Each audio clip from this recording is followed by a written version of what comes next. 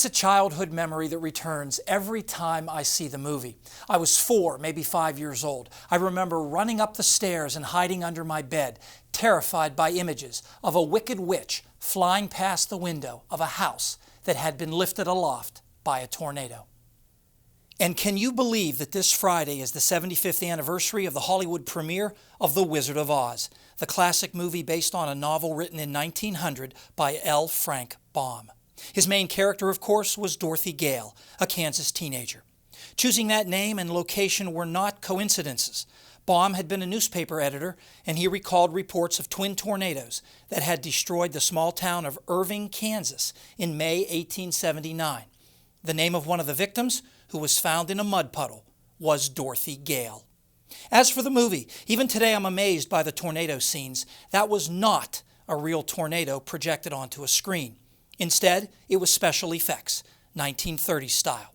Special effects director Arnold Gillespie knew he couldn't go to Kansas and wait for a real tornado to pick up a house, so he first tried building a 35-foot-tall rubber cone. That rubber tornado turned out to be too rigid. It wouldn't move. Next, Gillespie recalled that wind socks, the ones that hung at airports, resembled the classic tornado funnel shape. He decided to make a tornado out of plain woven muslin cloth, which would allow it to twist, bend, and move from side to side. He connected the top of a 35-foot-long tapered muslin sock to a steel gantry suspended from the top of the stage. The gantry alone cost more than what was originally budgeted for the entire tornado sequence. The bottom of the tornado disappeared into a slot on the stage floor, where it connected to a rod. By moving the gantry and rod in different directions, the tornado appeared to snake and wiggle its way across the stage. To produce the dust and debris that makes a real tornado visible, Gillespie used compressed air hoses to spray a powdery brown dust, a product known as Fuller's Earth, from both the top and bottom of the funnel. The muslin was porous enough that some of the dirt came through, giving the tornado a realistic-looking fuzziness on the edges. So essentially, the Wizard of Oz tornado was nothing but a large, tapered cloth sock with lots of wind and dirt thrown at it. Tornado researchers paid homage to the Wizard of Oz in the early 1980s when they first attempted to deploy a scientific instrument package in the path of a tornado.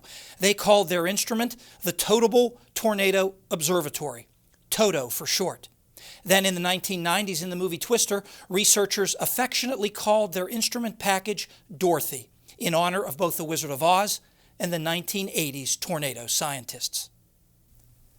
The Wizard of Oz was nominated for 6 Academy Awards and won 2, including Best Original Song for Over the Rainbow.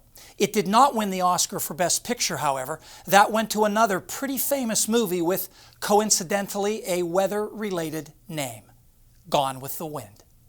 Fred is back next with the extended forecast.